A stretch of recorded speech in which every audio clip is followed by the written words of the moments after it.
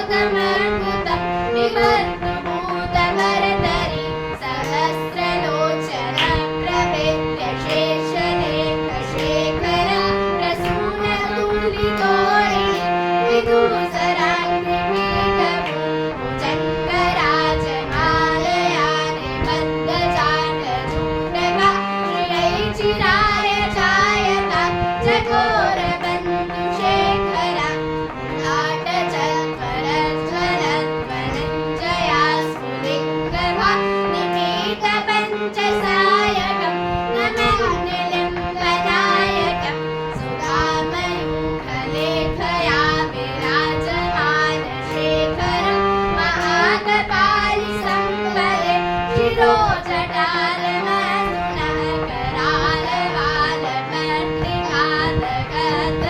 करालवालपत्रिकादगदगदगज्वल धनञ्जया उदीकृता प्रचण्ड पञ्चसायके धराधरेन्द्रनन्दिनी कुचाग्रचित्रपत्रक प्रकल्पनैकशिल्पिनी त्रिलोचने रतिर्मम नवीनमेघमण्डले निरुद्धदुर्धरस्फुरत् भूनिशीतनीतमा प्रबद्धबद्धगन्धर